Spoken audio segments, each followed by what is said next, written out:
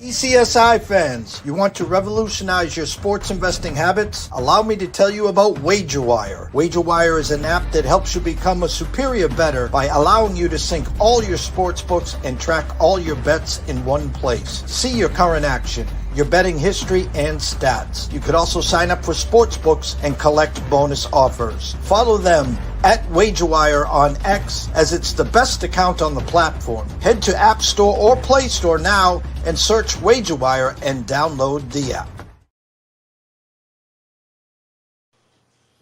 And we're back like we never left. You are watching Off the Ropes here on East Coast Sports Investors. I am always Live Zone, and I am here with my co-host Eric.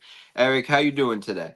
Doing really good. Lots to talk about once again. It's been another cool week. Let's dive in. Sir. Yes, sir. I like it. I like it. So we're going to head right into it. We're going to start off with the triple threat match that we've been calling for a few weeks now. Roman Reigns is back.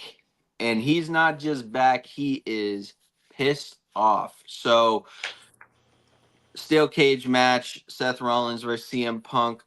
Seth ends up winning due to Roman Reigns throwing him out of the cage.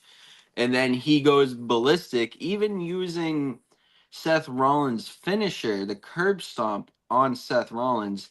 After that, looks over into the ring, sees that Paul Heyman is really, catering towards CM Punk. And then after that, goes ballistic on CM Punk, ends up sparing him. And then after that, it goes off the air with Roman Reigns holding up the ones as always.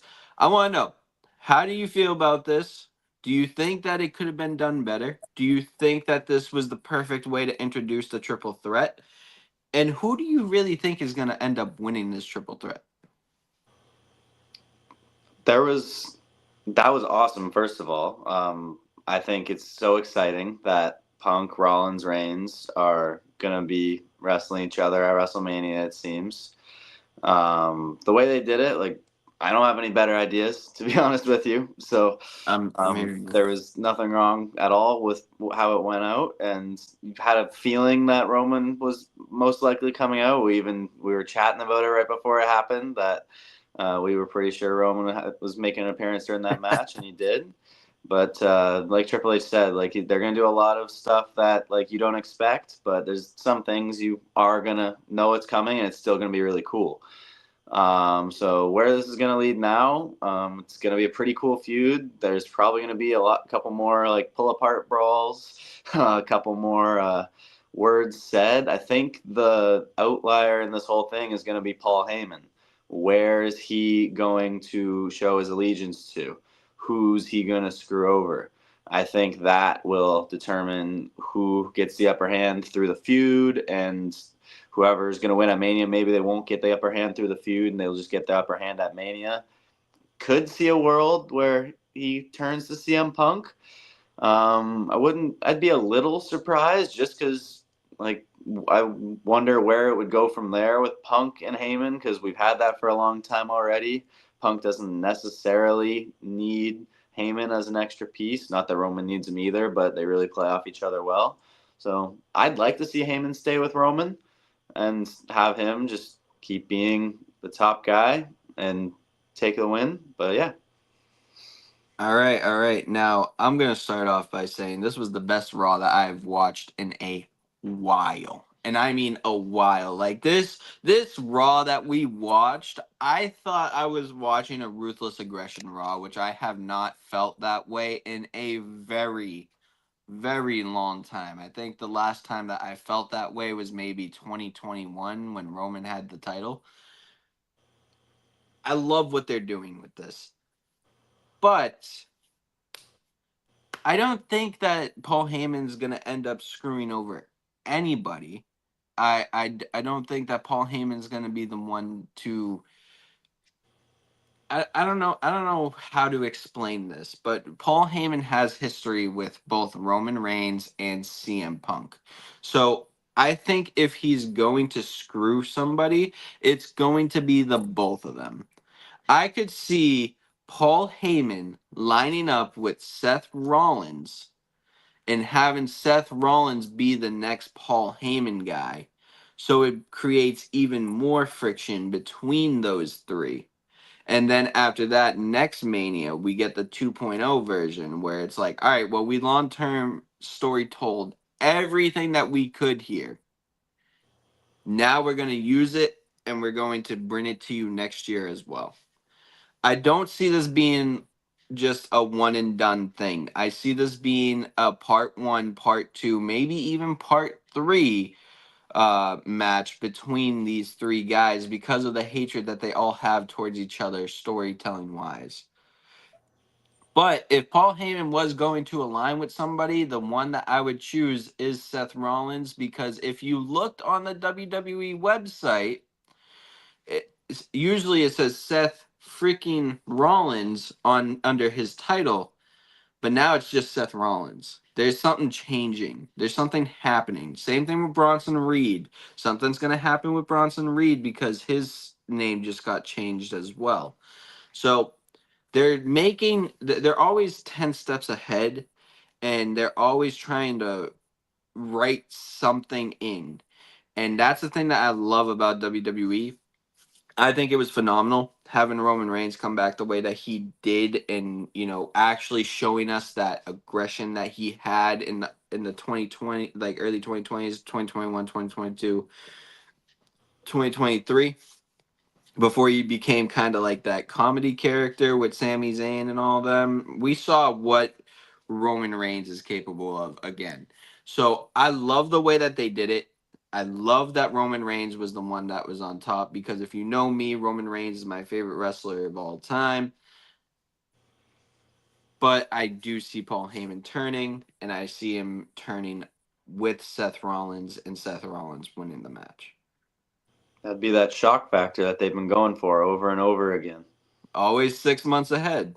Always 6 months ahead. Just like The Rock said in that conference, they're always ahead of the game, even when you think they're not. And the only way that I can see them being ahead of the game in this is if they turn Seth Rollins heel and they align him with Paul Heyman. And honestly, it would be good for Seth Rollins' character, because we need to see Seth Rollins have another title reign, like a long title reign, like he did in 2015 type of thing. So, yeah, I could definitely see Seth Rollins turning heel and aligning himself with Paul Heyman, for sure. I'd love to see it. That'd be a pretty good dynamic for him. Yes, sir. Yes, sir. Before we get into any more talk, though, I do want to bring up one of our ads, because it is kind of a shorter episode. We usually have 4 things to talk about, but we only brought you 3 today. So make sure you enjoy Atlanta Seafood and Steaks ad, and we will be right back. Welcome to good food. At Atlanta Steaks and Seafood, you'll find the highest quality meats from a variety of delicious cuts: tomahawks, salmon fillets, ribeyes, and plenty more to choose from. With an easy-to-use mobile-friendly website, selecting your pick of meat is made quick and easy. And don't forget, worrying about your dinner is a thing of the past. Check out some of the amazing subscription packages that Atlanta Steaks and Seafood has to offer. Fresh steak and seafood straight to your door. Order online at atlantasteaksandseafood.com. That was Atlanta Seafood and Steaks. Make sure you go say hi to Terry on Facebook if you have not done so already. They got a lot of things going on over there. Got a few packages that you could grab. I would definitely recommend it. I grabbed a few. They're amazing. So yeah, Atlanta Seafood and Steaks. But now we're going to head over right into Gunther versus Jey Uso. We've been kind of downplaying this match a little bit because, of everything that's been going on. But Gunther versus Jey is as big as it gets right now on Monday Night Raw. Eric, let me know how you're feeling about it. And what does this mean if Jey wins? And also, what does it mean if Jey loses? Yeah, I mean, I really hope this match doesn't get lost in the shuffle, right? Like, this is the winner of the Men's Royal Rumble, and this is his title match. It might have the longest single feud for one match that we've seen in a while, because we've seen a lot of long feuds, but maybe not some that are just going to have one really big match here at WrestleMania. I think It's gonna be what? It's probably gonna be like a 2-month build from when Jey announced that he's gonna be going after Gunther until the actual title match. They're doing good stuff right now, so like it's good to see that they're doing it every single week. Jey is on camera every single week. Gunther's wrestled 2 weeks in a row now, versus members of Alpha Academy. I'm hoping that the next step will be having Jey Uso like really solidify himself. He took that step up now, winning the Rumble, being one of the top guys. He's truly a main eventer, and this match will have determine whether he's able to prove it or not. If he wins, then it's awesome. Like, he will be another guy that they can rely on. He's that veteran, right? Like, this in these days in pro wrestling, the top guys are the guys that are in like their late 30s, early 40s at this point. The guys that have been tenured and done and seen everything that there is to see.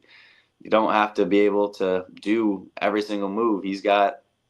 Jey Uso doesn't have a crazy move set. Super kick, splash, few good moves here and there, but nothing overly insane He to has these been days getting better though. standards. Of course, yeah. No, I'm not saying anything about his wrestling ability. He doesn't need to do all this stuff. He knows what he needs to do. He knows he has to create a moment because that's what it's going to be. And if he wins, it's going to create that moment at WrestleMania, very similar to Kofi Mania. Okay. All right. Hey, listen, with me, I love the feud. I just think that, like you said, I think it's being overshined right now by other feuds. I think Roman Reigns, CM Punk, and Seth Rollins takes the cake here. I really do. But I also think that Cena and Cody Rhodes is also something that you need to watch out for as well, because those are the two really big matches that are coming out of Mania. So yeah, I understand why they're being overshadowed, but then again, we need to see more of Gunther. I feel like seeing Gunther wrestle these guys from Alpha Academy is not really doing much for the story. You know what I mean? It's just showing that he can beat down on guys that are, you know, not at his level, and that's what we've seen all of Gunther's career pretty much, even when he was an intercontinental title or champion, I should say. So I, I like it, but there needs to be more storytelling on Jey and Gunther's side. I feel like it's kind of becoming a side story, which is fine. But we need to look at what it really means for Jey Uso to win this match compared to what might happen if Jey Uso loses this match. Because we've been trying to see Jey Uso become a world champion for about 2 years now, maybe even a little bit more than that.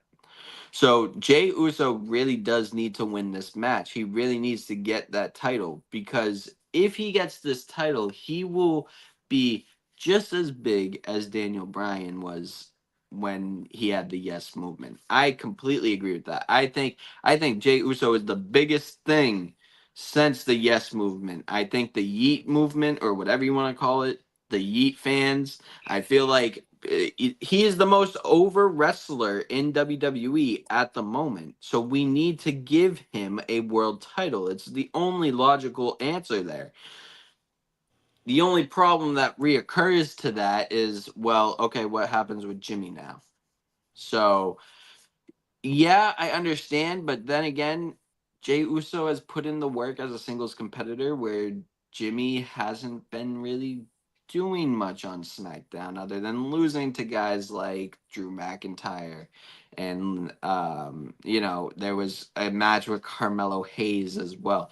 But what needs to happen is we need to start seeing Jey Uso win the world title, and then we need to start seeing Jimmy produce himself into the United States Championship picture so they can both start catapulting their singles career and then meet up again, just like how Matt Hardy and Jeff Hardy did as a tag team at the, further down in the end of their career, and then after that they retired together.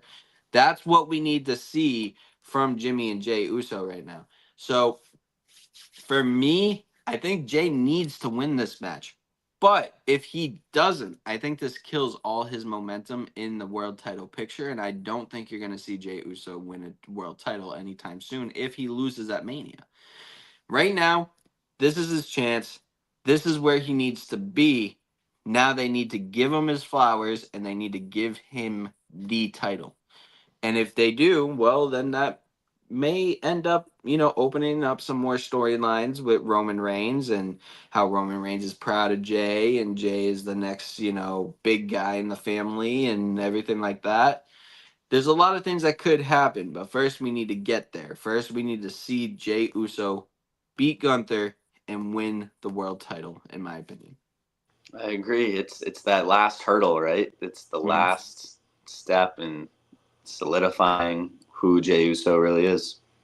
Yeah, and Jey Uso, like I said, one of the most over right now, probably the most over wrestler right now in today's age. But what's an over wrestler if you're not going to reward him with a title that he's been basically begging for about 2 or 3 years now? That's my point around it. If Triple H doesn't give it to him, then there's going to be a lot of people saying, "Hey, well, you did a lot of good things, but you still did these things wrong." And then after that, it's going to create conflict on how Triple H is just like Vince McMahon on the storytelling part and blah blah blah. And it's just nonsense that doesn't need to happen. At the end of the day, just give him the title and everything will be fine. In my opinion. Yep. All right. Alrighty. Well, that's been what we got for, the news surrounding wrestling right now. We're going to bring a little bit of history into wrestling as well. We came up with a nice, fun one for you. We're going to be talking about our Mount Rushmores of wrestling. Now, Eric, I'm going to let you start with this because I'm actually more interested to see what you're going to bring to the table here because mine is probably definitely not going to be the same as yours. But all right. Well, first, just for those who don't know, Mount Rushmores are picking 4 people, 4 superstars who we think are best in whatever subjective way that is in our imagination. We're all wrestling fans. We all got probably all different ones. That's the beauty of wrestling, right? There's so many just good characters, good stories, good wrestlers. For me, I kind of look more to like the guys that were the faces and the guys that led the charge more so than maybe like the top 4 in-ring wrestlers of all time. Growing up in the 2000s, that helps with some of my picks. So John Cena and The Undertaker have to be on my Mount Rushmore. I can't pick an order between 1, 2, 3, and 4, but Undertaker is my GOAT for what he was for WWE, what he was for pro wrestling, and the people that were involved in whatever he was involved in. He's the guy in every stretch of imagination. You ask anyone in the business, he is the guy there. And so with that career, he's my number 1, and he has to be on my Mount Rushmore. John Cena, for obvious reasons. He's the face that runs the place, right? I grew up watching him. I grew up enjoying him and rooting for him, just like millions of other kids who are now watching him turn heel and in shock by it.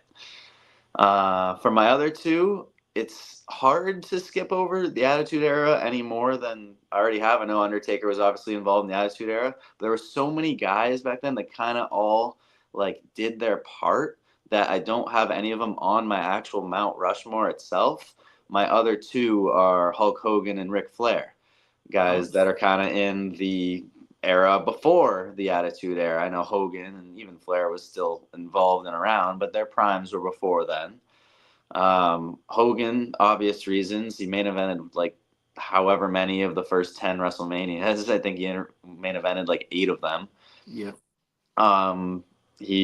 It's insane the stories that I hear from my dad and my uncle about the fandom and just the awe of Hulk Hogan, getting to see him in person and just say your prayers, eat your vitamins. It was a real thing that people loved and enjoyed. And whatever obviously stuff has happened in ever since, and as we've gotten closer to modern day, but we're talking about all-time superstars in wrestling. Hulk Hogan is on my Mount Rushmore, and Ric Flair is kind of the outlier on my Mount Rushmore. I've got three kind of faces of the company, not like, obviously Undertaker has had some heel time, but you wouldn't consider him like the typical heel. He's more of a just, he'll beat up whoever you need him to.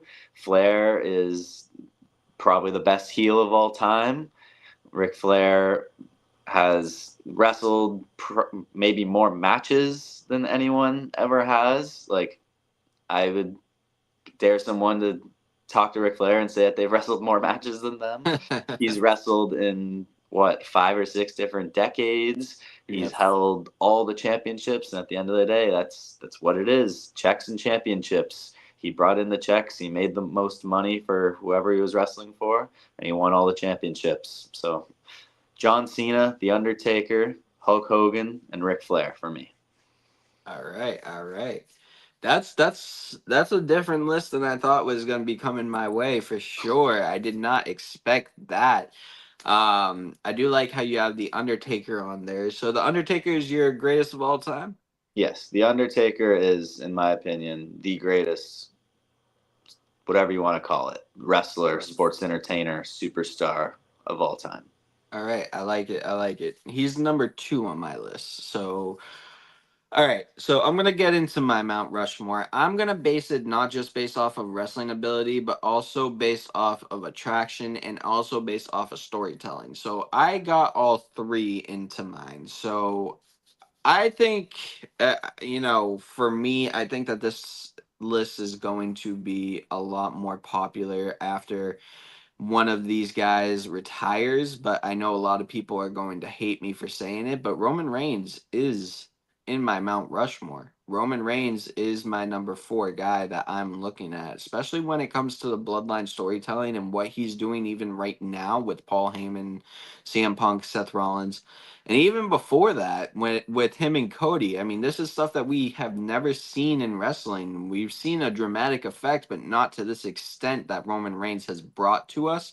And it's honestly made wrestling, it's reinvented wrestling, and it's made it more watchable again compared to like what we have seen in the last 10-15 years, in my opinion. So for me, I have Roman Reigns on my Mount Rushmore, and I think that a lot of people in the next few years are going to end up putting Roman Reigns in their Mount Rushmores just because of what he has done with the bloodline, with the Shield, with everything that he has done. I think that that's just not being looked at right now as great as it is because he's still wrestling. And I think that that's saying something that, even with what he's doing, he's still Mount Rushmore in my eyes. So like he can still climb that ladder because he's still wrestling. And if that's not impressive, I really don't know what is, in my opinion. So Roman Reigns is my number 4. My number 3, I'm gonna head over to Stone Cold Steve Austin. I mean, you can't. Without Stone Cold, WWE would be in the gutter right now, and we would be watching WCW. That's as real as it gets. Without Stone Cold and Vince McMahon, we would not have WWE in the same way that we have it right now, and that's just the truth. That's what it comes down to. Stone Cold, The Rock, DX, and Vince McMahon saved, and Taker, don't get me wrong, saved the WWE from going down in the dumps. So when I look at that, and I look that, I do think that the Bloodline is the best storytelling that we have ever seen. I still think that Stone Cold is right there. It's like 1A, 1B between Stone Cold and Vince McMahon and the Bloodline. So for me, I have to put Stone Cold in my Mount Rushmore, and I think that a lot of people would agree with that. Then after that, this is where it gets tough. You see, I don't have Hogan. I don't have Ric Flair. I and my person that's just off the list is Bruno Sammartino. He is just off the list. So for my number 2, I'm gonna go with The Undertaker. I agree with you. The Undertaker should be there. Undertaker and Kane, Undertaker and Mick Foley. Hell, even when they were older and everything, Undertaker and Triple H, Undertaker and Shawn Michaels, Undertaker and CM Punk. This guy can have a match with a wrestling chair pretty much and make it look good. So for me, I do agree with you. The Undertaker, without a shout and a doubt, is on Mount Rushmore, 110%. But my number 1, and I think he would be the clear number 1 if he didn't leave early because of injuries and stuff like that. It's Shawn Michaels. Shawn Michaels is the guy, in my opinion. I think Shawn Michaels is the whole reason why we have started the Attitude Era. I think that he catapulted us into it with Degeneration X. Not even just that, his matches with Bret Hart in that era, his matches with Razor Ramon in that era, and then after that, his heel turn on Marty Jannetty. That's just the first part of why Shawn Michaels is my number 1. Number 2 is what he did afterwards. His feuds with Triple H, his feuds with Kurt Angle, his feuds with Chris Jericho, The Undertaker. This guy is the showstopper. Literally, his nickname is what he is. When he's on the show, you stop and you're watching him. No matter for what reason. In the 90s, it was because he was, to the girls, he was attractive, and to the guys, he was a badass for saying whatever he wanted. And then after that, in the early 2000s to 2010s, he was the guy that you could watch that had a good match at any given point at any given time. Even when he was hurt, even when he was not feeling good, even when he was, not in the right spots, Shawn Michaels, even in his bad matches, it was a good match. So that's the reason why I have Shawn Michaels at my number 1. And honestly, I would say that Shawn Michaels is my GOAT. Hey, that's 100% valid. You will get no arguments from me. There are so many ways to go on this type of question. 110%, 110%. We have a few more Mount Rushmores that we will be getting into as well, not just, based off of our, all-time list, but also based off of certain categories in wrestling, like, out of the SmackDown 6, they used to call it in the Ruthless Aggression era. Which 2 are you getting rid of, and which 4 are you keeping? Like, there's a lot of things that we're going to be doing with, the history of WWE as well. So we wanted to make sure to bring that one to you because honestly, I think that's the easiest one. Let us know, by the way, who your Mount Rushmore is. We would love to debate with you guys in the comments or wherever. And yeah, I mean, that's what it comes down to. Let's hear them. Yeah. All right. Well, that's been everything for Off the Ropes this week. Next week, we will be coming at you with more as always. Make sure that you're following East Coast Sports Investors. You can always find me on the East Coast Sports Investors profiles. And Eric, you want to say where they can find you again? Yep, just Eric Dominguez on Instagram, Eric Dominguez Events. Do a little YouTube thing or just clips of events that I'm at. Always here and Off the Ropes. All right. And as always, you know the deal. Stay tuned.